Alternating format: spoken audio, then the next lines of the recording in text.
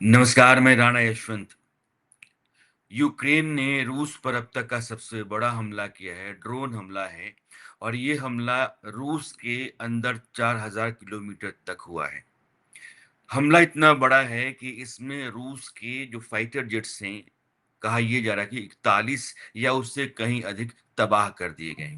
यानी कि 3 साल के युद्ध में रूस के ऊपर यूक्रेन का अब तक का ये सबसे भयानक, भयंकर और विनाशकारी हमला मान सकते हैं। और इस हमले में रूस के जो मजबूत फाइटर जेट्स हैं ट्यू सीरीज के, उनको ज़्यादा नुकसान हुआ है और कहा यह जा रहा है कि कुछ हज़ार डॉलर के ड्रोन्स ने रूस के कई बिलियन डॉलर्स के जहाज नस्तनाबूद कर दिए, तबाह कर दिए। अब सवाल ये है कि ये जंग किधर जाएगी? रूस के राष्ट्रपति पुतिन इस हमले को कैसे लेंगे? और 3 साल से चल रहा युद्ध अब क्या और विनाशकारी हो सकता है? इस पर चर्चा के लिए मेरे साथ जनरल के सिन्हा साहब हैं। रूस और यूक्रेन के ऊपर आपसे कोई ऑथेंटिक दूसरी वॉइस नहीं है और उस पूरे जंग की हर बारीकी से आप वाकिफ हैं। सर, पहले आपका बहुत-बहुत स्वागत। ये ड्रोन हमला सर, मेरे पास एक डेटा है और ये कहता है कि लगभग 472 ड्रोन अटैक्स रूस के ऊपर यूक्रेन ने किए हैं और उसके 41 बॉम्बर्स तबाह हुए हैं। पुतिन और रशिया इस हमले को सर कैसे देखेगा और इसका अंजाम क्या हो सकता है? खतरे क्या बढ़ सकते हैं? जय हिंद यशवंत जी।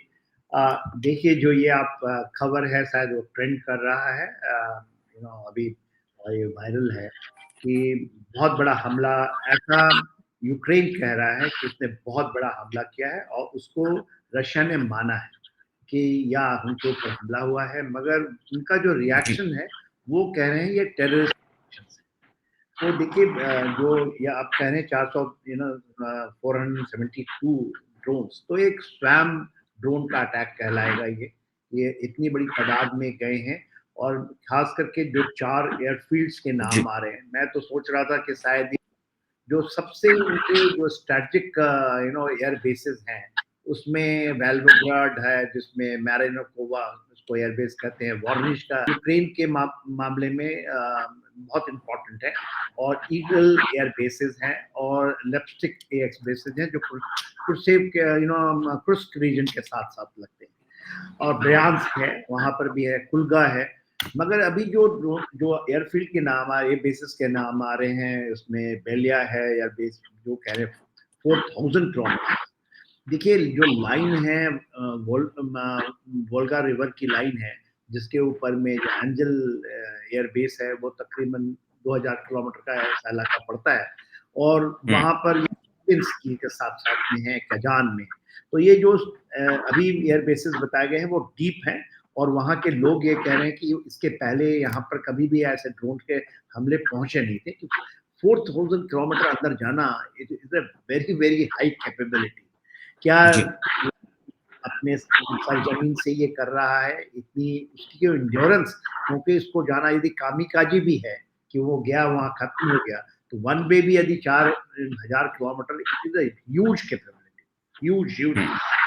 4000 किलोमीटर का मतलब हो जाता है कि आप यदि कहीं से चलें तो आप यूरोप, जैसे इंडिया से हम यूरोप सर, पहुंच ये जाएंगे। पूरा पार कर जाएँ हम, जम्मू कश्मीर से चेन्नई तक का मामला हो जाता है। जी हाँ। तो ये देखिए, अभी बात ये है जो आपने बताया कि इतनी बड़ी तादाद में, तो इट इज अ मूवमेंट, आपने शायद ये क्या पर्ल हार्बर की तरह जैसे अटैक हुआ है। और जो उसकी क्लेम कर रहा है, वो क्लेम कर रहा है कि 40, और टी सीरीज के आपने बताया TU-95 MS, हाँ सर, ये टी सीरीज बता के रहे हैं, हैं। TU-22, TU-95। ये सब स्ट्रैटेजिक बॉम्बर्स हैं, स्ट्रैटेजिक बॉम्बर्स, जिसमें अभी जितना भी रशिया स्कैंडर मिसाइल की आप बात करते हैं, जो हेवी मिसाइल्स हैं, जिसमें हाइपरसोनिक मिसाइल को भी यहाँ से यूज हुआ है। एक आपने ऑर्सनिक सुना था, जिसको एक ही फायर किया है, जो हाइपरसोनिक इसी इन्हीं बॉम्बरों से होती है। और वो आपका एक मिसाइल जो गिरा था, और वो निप्रो के जगह में, और बहुत क्षति हुई। हुँ, तो मेरा ऐसा मानना है कि ड्रोन्स हैं ऑप्टिक के लिए तो बहुत अच्छे हैं, बट ड्रोन से आप बहुत ज्यादा क्योंकि आप देखिए, अब इसी संदर्भ में देखिए 600 ड्रोन से हमला किया था पाकिस्तान ने भारत के ऊपर में। यदि आप 7 तारीख या 8 और 9 तारीख की रात में 600, तो फर्स्ट वेव में 400 ड्रोन आए थे, तो यहाँ 472, और वो वेव्स आफ्टर वेव्स आए, और वो देखिए दूरी ज्यादा नहीं है, ये दूरी बहुत ज्यादा है। तो ये जो ड्रोन्स हैं, छोटे ड्रोन्स हैं, और उसमें आप 5-6 किलो की एक्सप्लोसिव लेके जाते हैं, और यदि आप एक स्कंदर इधर से फायर करते हैं तो 3,000 किलो किलो 3,000 टन के विस्फोटक आप कहीं मारते हैं, तो वो उसका कोई कंपैरिजन नहीं। सर मेरा और सवाल सर क्योंकि आपसे ये है, मैं मान सकता हूँ कि ड्रोन के हमले जो हैं उतनी बड़ी तबाही नहीं ला सकते हैं जितने फाइटर जेट्स ला सकते हैं, लेकिन 4,000 किलोमीटर अंदर रूस के भीतर जा करके ड्रोन से हमला कर देने का मतलब ये है कि पुतिन की जो अपनी पर्सनालिटी है, जिस तेवर के वो लीडर हैं और रूस को लेकर के जितना अग्रेसिव रहते हैं, वो राष्ट्रवादी विचारधारा के बड़े नायक माने जाते हैं, और पूरे रूस में अगर उनकी लोकप्रियता बनी हुई है तो शायद इसका कारण ये है कि वो रूस सबसे पहले, रूस का स्वाभिमान सबसे पहले, रूस दुनिया में सबसे मजबूत, सबसे शक्तिशाली, उसको सर बहुत बड़ा डैमेज है। तो अगर ये डैमेज है तो उस लिहाज से पुतिन के लिए ये बेहतर नहीं है सर। नहीं, नहीं, एकदम बेहतर नहीं है। देखिए, यदि लोग कह रहे हैं, ये तो मान रहे हैं ना, जैसे 4,000 किलोमीटर वहां तक पहुंचा, ड्रोन तो पहुंच गया है, रेड लाइन तो क्रॉस हो रहे हैं, one red line after another. मगर जो ग्राउंड के ऊपर में जो परिस्थिति देखते हैं, जो ग्राउंड के ऊपर में देखिए, सुमी के ऊपर में, क्रुस्क का इलाका में जहां पर यूक्रेन घुसा था, वो पूरा खाली करा दिया गया है, तकरीबन 1,300 किलोमीटर का इलाका। और अब सुमी जहां से वो गए थे, वो आउटर स्कर्ट में रशियन फोर्सेस पहुंच गई है। कुर्स्क के अंदर में वो ऑलरेडी उसमें 50,000 है, नॉर्थ ईस्ट से वो आ रहा है। इसके अलावा आज ही ये खबर थी कि शायद ओडेसा में भी और खेरसौन में ये मेजर अटैक्स कर रहा है। और मेरी जो आकलन कहती है कि ये विंटर के समय तक रुकेगा नहीं रशिया, क्योंकि जिस तरह से यूक्रेन और खास करके जर्मनी ने, जैसे आपने टॉरस मिसाइल की बात हुई है, उसने हम्म, कहा है कि यूज कर सकते हैं 500 किलोमीटर डीप साइड रशिया का एक्चुअल रेड लाइन है। यदि नाटो के देश, जर्मनी जिस तरह से कर रहा है, जर्मनी की एक ब्रिगेड आपको पता ही है, जो आपका लातविया है, वहां पर उन्होंने डिप्लॉय किया हुआ है। तो ये हम्म, तो एक बहुत बड़ा बिल्डअप तो है ही है। और जिस तरह से खास करके अभी अमेरिका इससे पीछे गया था, मगर वो भी कह रहे हैं, जैसे डोनाल्ड ट्रंप साहब कह रहे हैं कि Putin is crossing all line, और उनके ऊपर प्रेशर है कि आप सैंक्शन लगाइए या इनके ऊपर और कुछ कीजिए। तो ये चीजें तो बन रही हैं, बट रशिया ने ये मान लिया है कि he is not going to stop. मेरा मेरा आकलन है, ये विंटर के पहले। और ये जेलेंस्की इतना ज्यादा हो रहे हैं, ये जो है एक बहुत बड़ा चिंता का विषय है, क्योंकि आज ही ये ऐसा आकलन हो रहा था कि यदि उनके जो ब्रिजेस हैं, खास करके जो ट्रेच ब्रिज के ऊपर में क्रीमिया के से जो जोड़ता है मेनलैंड को, तो वहां पर रेस्टॉप के अंदर में ये जो इलाकों में उन्होंने, क्योंकि जैसे ही ये फायर होगा, वो रेड लाइन बहुत बड़ा, तो यदि आप इसका रिएक्शंस मैंने ये देखा था, इसकी ये होगी, तो इसके रिटेलिएशन मैं मानता हूँ ऑर्सनिक की फायरिंग तो होगी, जो हमने एक देखा है अभी तक। और सर अभी मेरे पास जो रिपोर्ट है मैं आपको पढ़ के सुना देना चाहता हूँ और दर्शकों को भी। The operation has been launched under special operation code name Pavutna, Moscow. Ukraine on Sunday launched one of its largest drone-based operations on Russia to date, striking an air base in eastern Siberia, thousands of kilometers from its border. The Russian governor of Kursk, Irkutsk region confirmed the attack, saying Ukrainian remote piloted aircraft attacked a military unit in the village of Strizhny, the first such attack in Siberia. Russia has confirmed that several of its military aircraft caught fire after large scale Ukrainian drone attack. Ukrainian media claimed that a large scale special operation by Ukraine's security service has struck more than 40 Russian aircrafts at air bases in the rear of the Russian federation. तो क्या sir ये माना जाए कि Putin ने या इन Russian forces ने ये सोचा भी नहीं होगा कि रूस के भीतर इतना घुस करके हमला हो सकता है? तो जो सिक्योरिटी मेजर्स होते हैं कि आप जो एरियल अटैक से अपने आप को बचा सकें, वो उन्होंने नहीं रखा और लापरवाहियां इतनी ज्यादा रही कि अंदर घुस करके अटैक कर दिया यूक्रेन ने। एब्सोल्युटली सही कह रहे हैं, जो आपकी आकलन है सही है। देखिए, साइबेरिया साइबेरिया इज, कोई सोच नहीं सकता है कि Ukrainian will reach over there. Siberia absolutely different hmm. Front है। वो उसका रशिया का ईस्टर्न फ्रंट है। यदि हम रशिया के हम देखें, वो रशिया अपने वेस्टर्न फ्रंट में जब ये कहते हैं, और वो भी एक लाइन उसने वोल्गा तक तो आ ही गया था, वो भी क्वाइट डीप है। मगर आप जब कहते हैं चार, तो ये तो बहुत बड़ा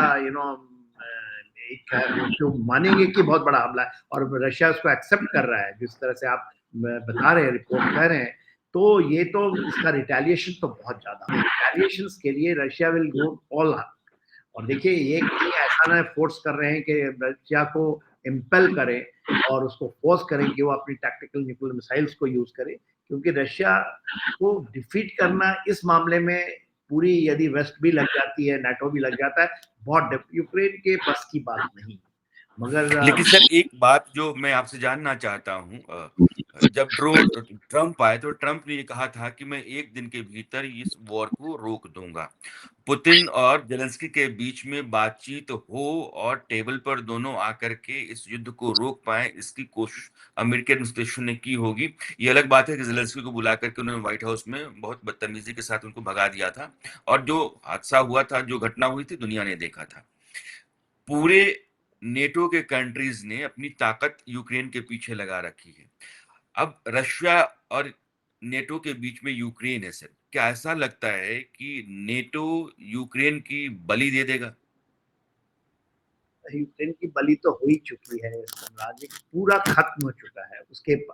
देखिए, यूक्रेन के दो बड़े चीज थे, जितनी भी उनके पास रेयर अर्थ मटेरियल, $5,000 बिलियन का यदि उन्होंने ये कर लिया है, और बाय फोर्स फोर्स किया है यूनाइटेड स्टेट्स अमेरिका ने, डोनाल्ड ट्रम्प सामने, तो वो जंग तो टैरिफ वाली, जो न कहते हैं रेयर अर्थ मटेरियल वाली, तो वो जीत ही गए हैं। और अब है कि बूट्स ऑन ग्राउंड, ये तो आपको एक्सट्रैक्ट करने पड़ेंगे ना, उसके लिए अमेरिकन कंपनी।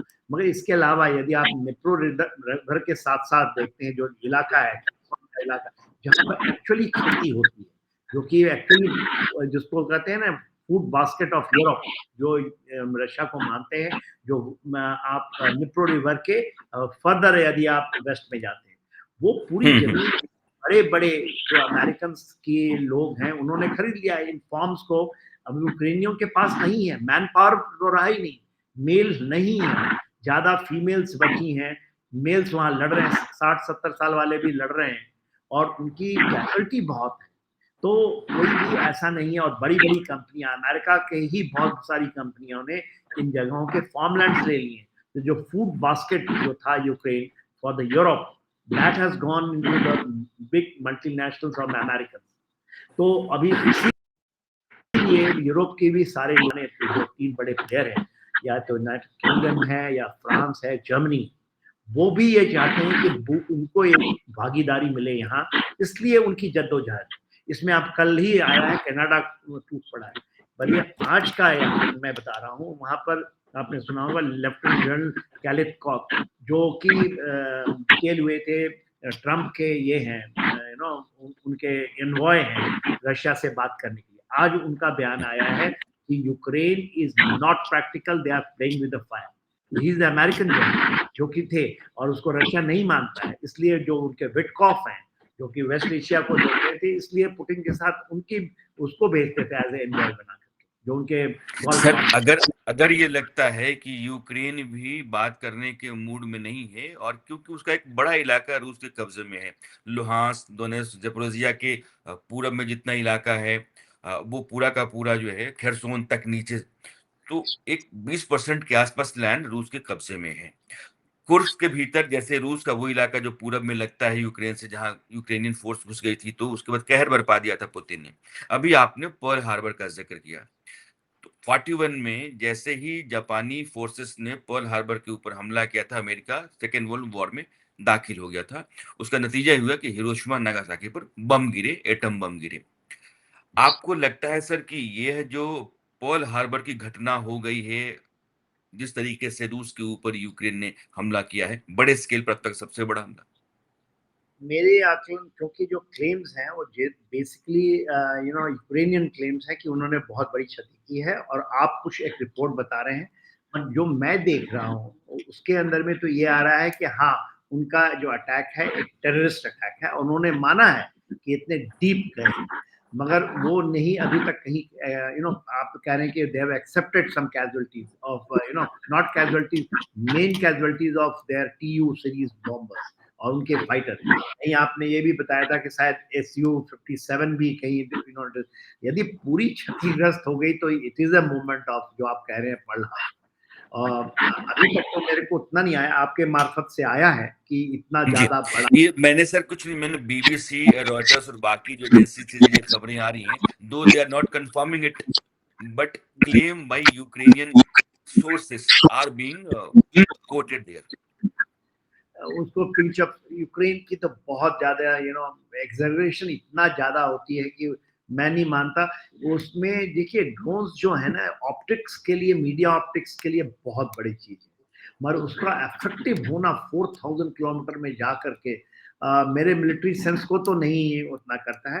मैं कहीं एक रिपोर्ट अभी पढ़ रहा था जब आपने बताया, तो उसमें कह रहा था कि वहां पर बहुत सारे कंटेनर्स खड़े थे and they have been damage, some aircraft also been damage, ऐसे था। मगर अभी आप कह रहे हैं कि यदि पूरी बर्बादी, एसयू जो उनके स्ट्रैटेजिक बॉम्बर को कोई हिट कर दे तो रिटायर, यदि ये सच्चाई है मेरे ख्याल से अब आ जाएगी जिस तरह से यदि रिपोर्ट है, और बीबीसी और वेस्टर्न का जो मीडिया का रिपोर्ट्स तो until unless the people who on the ground and Russians confirm it, Russia छिपाता नहीं, रशिया किसी चीज को, अभी आपने, मैंने इसके 3 साल पढ़ा है, Russia doesn't hide any reverses.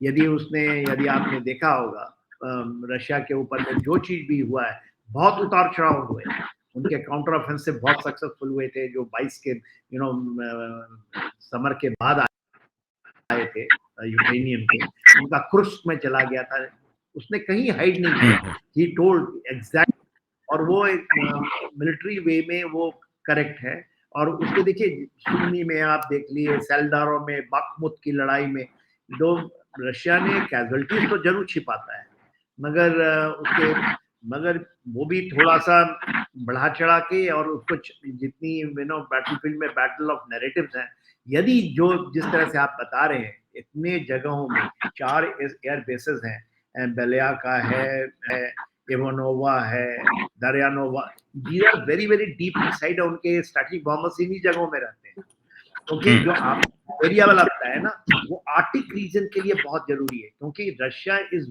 वे उसके वो डिप्लॉयमेंट अपनी जो स्ट्रेटेजिक बॉम्बर्स का किया हुआ है अगेंस्ट, ही नोज कि he will not do it, इसके लिए केवल जो एंजल बेस में स्ट्रेटेजिक बॉम्बर्स हैं एंड कैस्पियन सी में, दैट इज गुड एनफ, और जो ब्लैक सी में उनके एयरक्राफ्ट हैं, उनके ऊपर में जो उनके फाइटर्स हैं, that he has not put his complete force, उसने 1/4 भी नहीं लगाया हुआ है, क्योंकि दीज एरिया ही नोज कि उसको यदि देखना है, स्ट्रैटेजिक बैलेंस बना रखना है, तो otherwise NATO will attack them, वो तो पूरा इलाका खुला हुआ है, NATO will not leave this opportunity. और कल ही कनाडा भी ज्वाइन कर लिया है, America is slightly going behind कि नहीं करेंगे, मगर Canada is also, because America उसका चल रहा है, तो से बदल रही है, और रशिया का red line cross one after another cross हो रहा है। जनरल सिन्हा के मुताबिक यूक्रेन का क्लेम है कि उसने 4000 किलोमीटर के अंदर जाकर के रशियन फाइटर जेट्स के ऊपर हमला किया है। जनरल सिन्हा कह रहे हैं कि जिन फाइटर जेट्स को नुकसान बताया गया है वो रशिया के लिए बहुत इंपॉर्टेंट है, वो एटॉमिक वॉरहेड्स लेकर के जाने वाले एयरक्राफ्ट हैं और फाइटर जेट्स हैं। अगर नुकसान वाकई है तो फिर पुतिन का अटैक कहीं बड़ा होगा और यह युद्ध जो है बड़े खतरनाक और भयानक मोड़ पर आ गया है। रूस बहुत बड़ा देश है। 1,71,00,000 वर्ग किलोमीटर का दायरा है उसका। जैसे हम 32 लाख वर्ग किलोमीटर के हैं, तो भारत से 6 गुना बड़ा देश है और उस देश में 4,000 किलोमीटर अंदर जाकर के अगर आप रूस के फाइटर जेट्स के ऊपर हमला करके उनको तबाह करते हैं और कई एयरफील्ड्स पर, तो फिर ये रूस के सीने पर नश्तर डालने जैसा है और पुतिन जैसा नेता शायद इसको बर्दाश्त ना करें। जनरल सिन्हा कह रहे हैं कि अगर ऐसा है, तो फिर ये जंग जो है, वो किस नतीजे को जाएगी, कहना बड़ा मुश्किल है। सर, रात में इतनी देर आपने वक़्त निकाला, आपने सर इस पर लंबी चर्चा की, दर्शकों को बताया कि दरअसल हालात वहाँ कैसे हैं। बहुत-बहुत शुक्रिया sir. Thank you sir. Thank you. जय थैंक्स।